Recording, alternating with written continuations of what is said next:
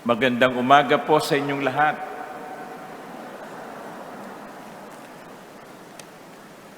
O taas ang kamay na nakakompleto, yung nakasyam na madaling araw, taas ang kamay. Palakpakan natin ang mga nakakomplete.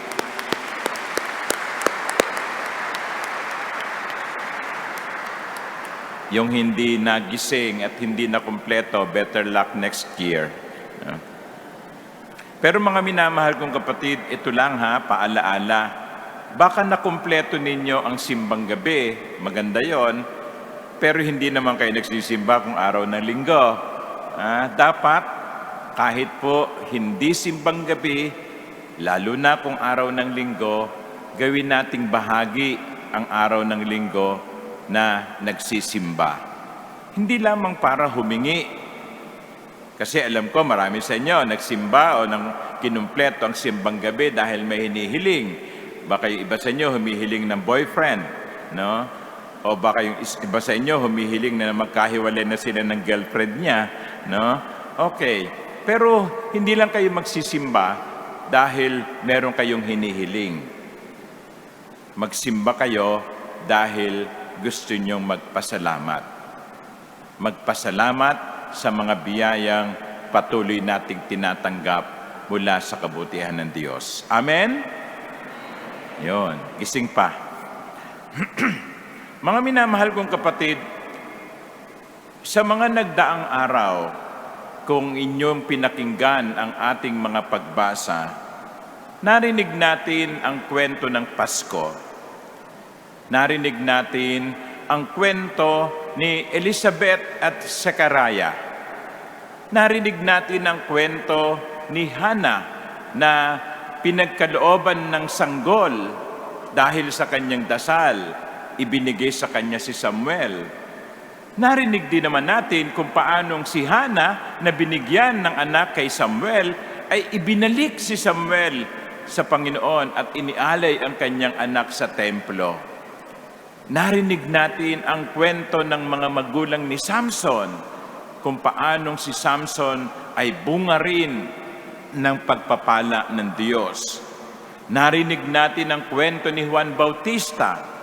Narinig natin ang kwento ni San Jose na bagamat sa una ay pinagbalakang iwan ng tahimik si Maria, ay sumunod sa kalooban ng Diyos. At narinig natin ang kwento ng mahal na birhen, si Maria na naging ina ng Diyos. Narinig natin ang mga pamilyar na kwentong ito. Pero sa kwento ng Pasko, hindi maiaalis ang mga anghel. Narinig natin ang kwento kung paanong ang mga anghel ay isinugo ng Diyos. Isinugo ang anghel ng Panginoon kay Jose sa panaginip para na sa gano'n sabihin sa kanyang, Jose, huwag kang mag-alangan na tanggapin si Maria. Hindi ka naunahan ng kahit sinong lalaki. Binanggit ng anghel ng Panginoon kay Jose ang plano ng Diyos. Narinig natin kung paanong ang anghel ng Panginoon ay sinugo sa nanay ni Samson upang sabihin, ikaw ay magkakaroon ng anak. Narinig natin ang anghel ng Panginoon na nagpakita kay Zacarias sa loob ng templo habang siya nag-aalay ng kamanyang at sinabi sa kanya, nadinig ng Panginoon ang inyong panalangin at ibibigay sa inyo sa kabila ng katandaan ninyo ang isang lalaki, ang isang anak. Narinig natin ngayon, lalo na sa Ebanghelyo, kung paanong si Gabriel ay isinugo ng Diyos kay Maria upang ibalita sa kanyang siya'y napiling maging ina ng kataas-taasang Diyos. Mga anghel ng Panginoon, bahagi ng kwento ng Pasko. Ano ang misyon ng mga anghel? What is the mission of angels? Why were they sent? Ang unang-una ay ito, ang mga anghel ay nagpapaalaala sa tao ng Diyos. Ang mga anghel ay nagpapaalaala na ang Diyos hindi iniiwan ang kanyang bayan. Nagpapakita ang mga anghel sa iba't ibang mga tao upang sabihin sa kanila, kasama ninyo ang Diyos. They remind us of God's presence. They remind us of God.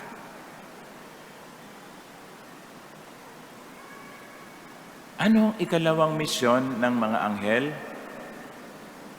Tagapaghatid ng mabuting balita.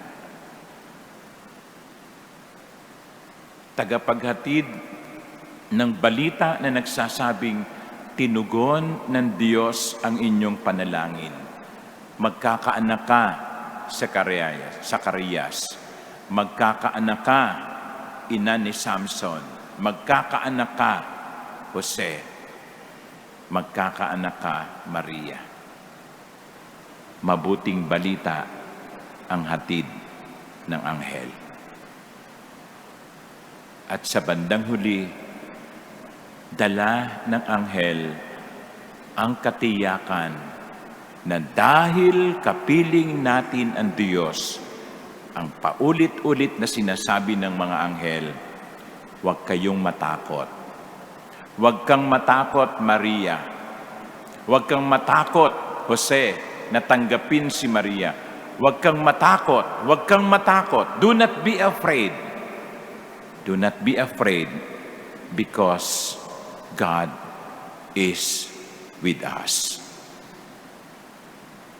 Mga anghel sa kwento ng Pasko, tagapaghatid ng mabuting balita, tagapagpaalaala na ang Diyos ay kapiling natin at nagbibigay sa atin ng lakas loob.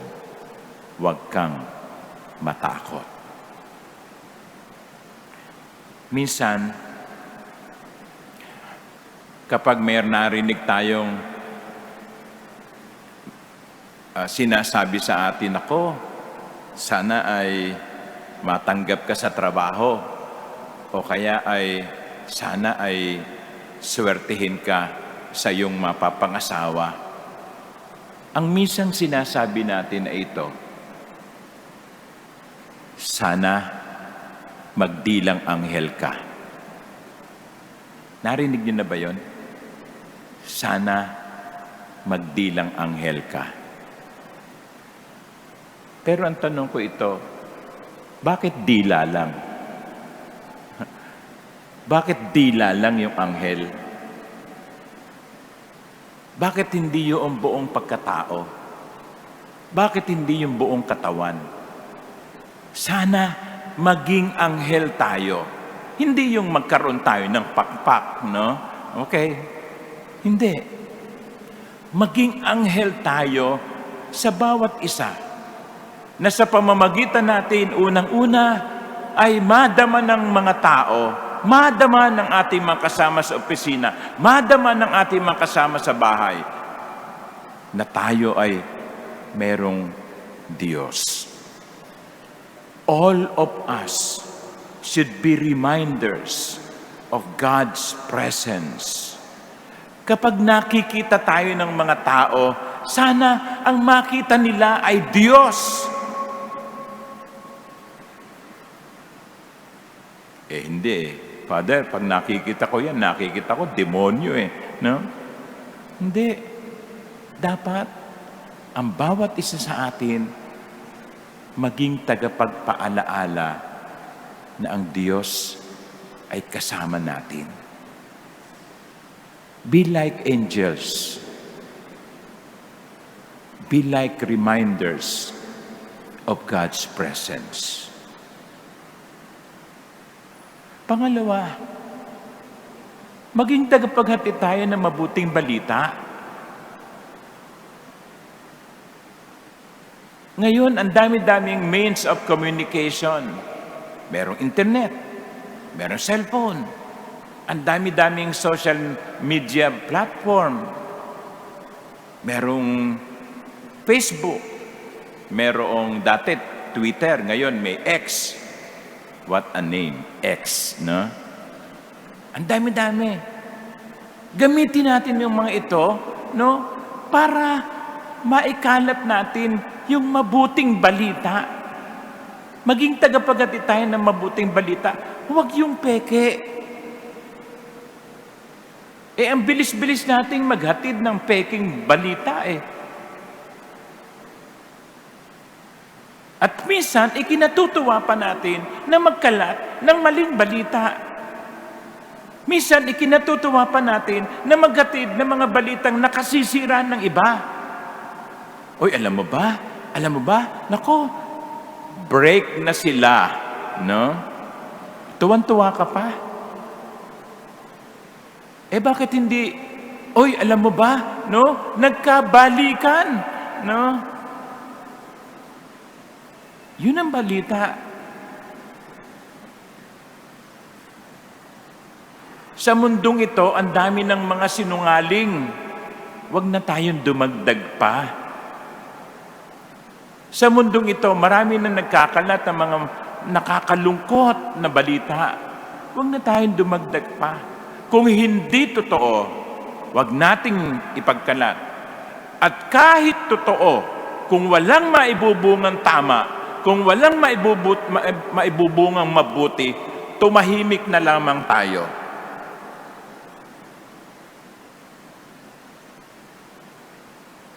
Kung hindi makatutulong sa pagbuo ng isang relasyon, kung hindi makatutulong sa pagbuo ng isang pagkakaibigan, kung hindi makabubuti, kahit totoo, wag nating ipagkalat. Maging mga anghel tayo na ang ipinapahayag ay mga mabubuti at magaganda na mga balita. Binigyan tayo ng Diyos ng dila para gamitin sa kabutihan. Kayo rin, no? Baka kung saan-saan nyo ginagamit yan, dilang yan, umurong yan.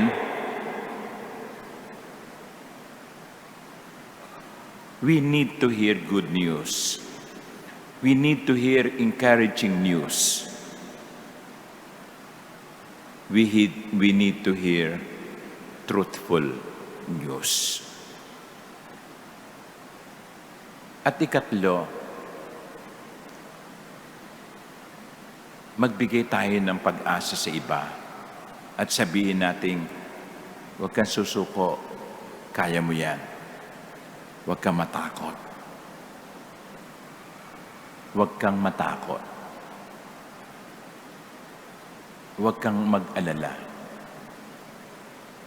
May awa ang Diyos. Hindi tayo pababayaan ng Diyos. Mga minamahal kong kapatid, malaki ang papel na ginampanan ng mga anghel sa kwento ng Pasko. Malaki ang papel na pwede nating gampanan katulad ng mga anghel. Alalahanin niyo, may mga tao na hindi magiging merry ang kanilang Christmas. May mga tao na darating ang Pasko, lilipas ang Pasko nang hindi nila mararamdaman.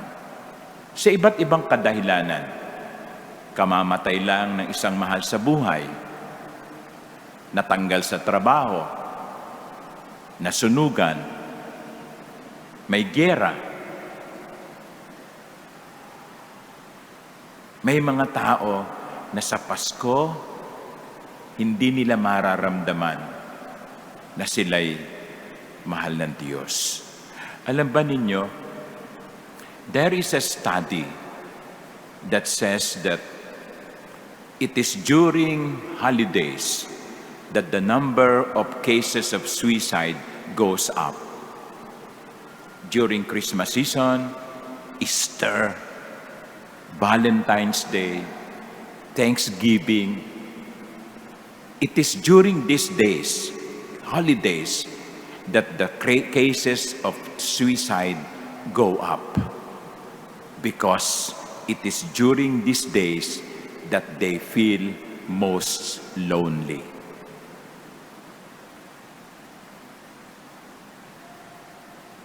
Maging mga anghel tayo sa kanila. Baka meron kayong kasama sa opisina na hindi makakauwi ng probinsya dahil walang perang maiuwi. O kaya pinili nilang ipadala sa pamilya kaysa sa gumastos sa pamasahe. Bakit hindi nyo sila imbitahan? Mamaya, pare, sa amin ka na Noche Buena. Pasensya ka na, spaghetti lang ang handa namin. Pero don't worry, bago pa yan. No? Baka meron kayong kaibigan na nalulungkot. Kabe-break up lang. No? Bakit hindi nyo ayain? Di ka, pare, inuman tayo.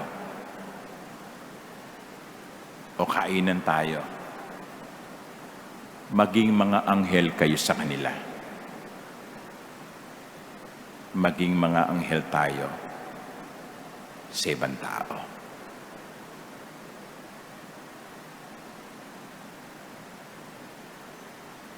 Yun lang. Ipagdasal natin ang bawat isa. Kasi sa mundong ito, kailangan ng mga anghel. Amen.